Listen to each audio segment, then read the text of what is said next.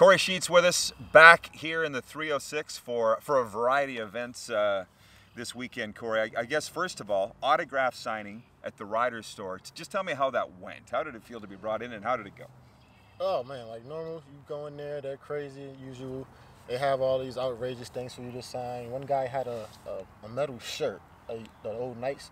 He said he made it himself. Yeah, Dwayne. I know him. You know him? Yeah. 600 hours? Yeah. That's crazy. Imagine how heavy that thing is. It was very heavy. He actually let me hold it. It was very heavy. Yeah. But like that, it's crazy to see things like that, and they always do things like that. I saw a guy, Trent Ooms, actually, on Facebook saying he's coming all the way from Saskatoon just to see you. And you said that's not the furthest guy that came from. Guy today came up to me and said, "Hey, I came all the way from Vancouver just to see you." I'm like, "Are you serious? That's literally on the other side of this country." Yeah. He was like, "Yeah, no problem. No, I came here. I'm glad I seen you. Goodbye." That was it. Yeah, got the autograph and turned around. You gonna get a picture or anything? Oh yeah, we took a picture, but it was just literally like 5 minutes. All right. Well, and then you're speaking. I'm gonna get into your public speaking a little later on, but you're going to Moose Jaw. What are you gonna talk about?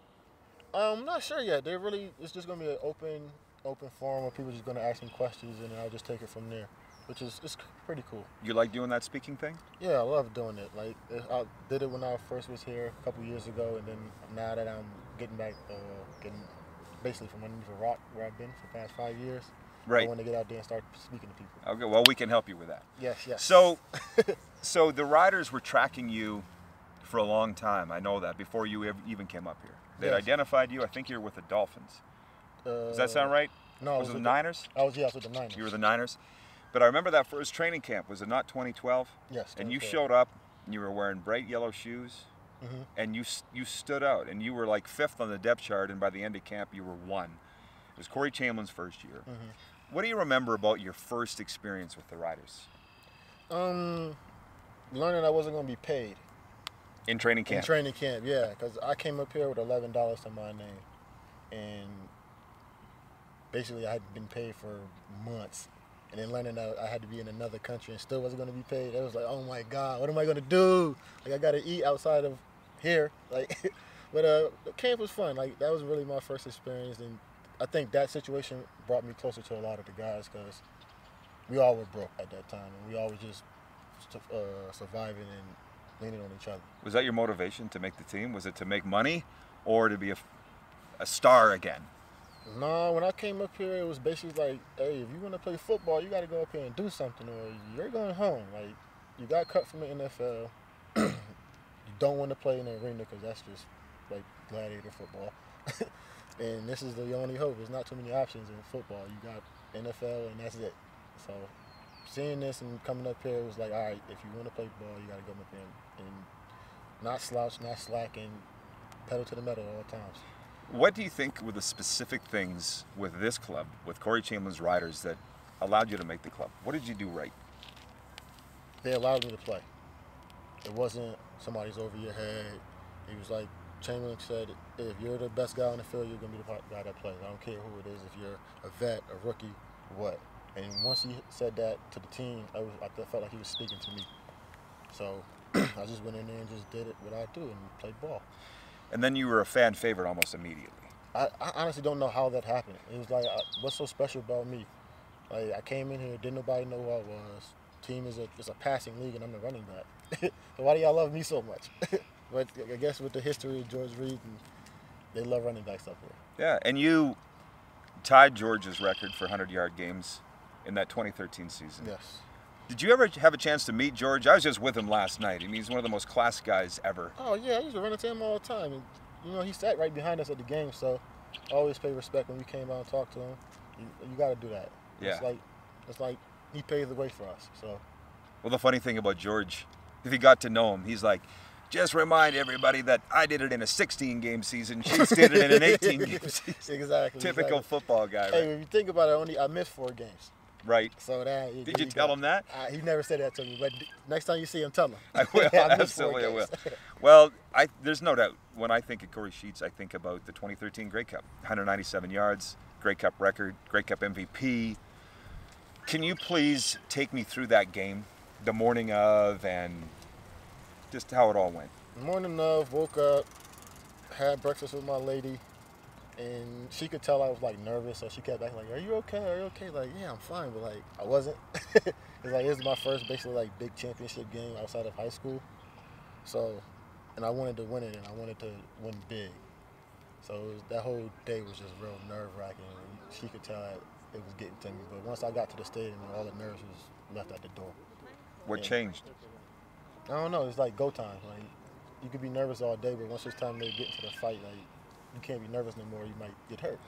Yeah. Well, I've interviewed so many of your teammates, and I've asked them all, when did they know the game was over? And by the way, I've got, like, when did you know the game was yours? And I've got different answers, right? Like Ricky Foley says, when you guys all came out of the tunnel at once. Some said when Darian fumbled right into your hands. It was like your GM, Brendan Tamman, goes, "This is going to be our day." I think that was the ignition. Like, when we came out in the tunnel, I think that showed everybody in Hamilton too that we are a unit. Like, y'all gonna come out here and be showboating and stuff, but we're coming out here as a team. Like how I had the mission to hate thing. Everybody thought that it was a personal goal. I was like, no, like, I know what this season meant to everybody. So I'll give them something else to distract them. And it worked. Mm-hmm. People were talking about me rushing for 2,000 yards and not us going undefeated all the time, or the Grey Cubs at home. It was more of a side note. Mm-hmm. Well, Labatt said he didn't think you had it till Darian knelt down the last time. That's blue, right? I think that 2nd and 19 or that 3rd and 19. I was gonna get there. It was 2nd and 19, and you ripped off 21 yards. That was, to me, when you guys had it. Yeah, that's when I realized, I was like, they really can't stop us from doing anything. Like, first of all, we didn't want to run a play. He called the play came in, and everybody was like, damn, right? So then Darian was like, hey, just make it work, man. We all looked at it, was like, all right, the hell with it. That's what we're gonna do. That's the play. Let's go. Broke it. Got the ball, and the rest is history. And right. After that, it was like, yeah, they can't stop us. And you set the single-game Grey Cup rushing record on that play. For real? Yeah. So that was a very special play itself. And then afterwards, what was the celebration like? That night was a blur because I was all over here, all over there, spending time with my family, trying to spend time with the guys, trying to be with the fans. It was one crazy night. I wish I could have stayed in the night for a little bit longer. Yeah, well, everybody says that. I heard great stories of champions that said they didn't want to go to bed the night they won a championship because when they wake up, it's yesterday. They didn't want it to end, right? That's the exact feeling. And honestly, it was crazy for me. Like, after that one night, I left town. And everybody else, I know I'm going to get to that. and I missed the big celebration. Like, I kind of regret that. Yeah. I want to back up just a little bit. What I loved that season was you trash-talking John Cornish like all year. That you were going to beat him in the rushing race. We're going to go in there and beat him in their house. Even when they beat us in the last game of the regular year. Remember that? Mm-hmm. You and DA were like, we're coming back here and we're going to win. Right. This was, it drove him nuts. Y'all can have this game. This don't mean nothing. Like, this was a warm-up to let's see where y'all is at and see what we need to do. Well, the funny thing is, it's not cocky when you can back it up. Exactly. There's clearly no doubt in you guys' minds that you were going to do that. Mm-hmm. We knew that was, to us, that was the Grey Cup. And we knew once we beat Calgary, whoever was going to face was going to have hell to pay. So. And you smacked them around. Sure did. I think it was 37-13. So you mentioned after you won, you were a free agent. Mm-hmm. And we were all wondering where's Sheets going to go, where's Sheets going to go. And you end up going to the NFL. Mm-hmm. You could have gone somewhere else in the CFL, really, for big money. What was your mindset like at the time? I wanted to either stay here or go pursue my dream. And me giving up my dream, honestly, I left over $20,000. And now I'm sitting there thinking about it. So, like, that's stupid. I was going to ask if you regretted it. Yeah. Yeah, every day. Like, actually, I see a therapist now because I deal with some mental health issues, but we were talking one day, and she was like, what is your biggest regret? I'm like, honestly, arguing over $20,000. She was like, what do you mean? I'm like, I literally left Canada where I probably should have stayed because they didn't want to give me $20,000 more, which I probably could have made off the field. No doubt. Right. So it's like, hindsight 2020, living and learn. Like, don't sweat the little stuff. So you go to Oakland with that, and we're all watching, or at least I know I was, the preseason game against the Packers. And it was like when you went down, we all knew. You must have known. That's another thing I regret. I let go of the ball. So basically my last carry in the NFL is a damn fumble. Last carry in football. Yeah, that too. I didn't think about that. But yeah, and like when it happened, I was like, oh my God, not this again. Got off the field, Walked out. I walked off the field. They wanted me to take the little cart. Yeah. I was like, no, I gotta soak this up. Like, this probably the last time I come out here.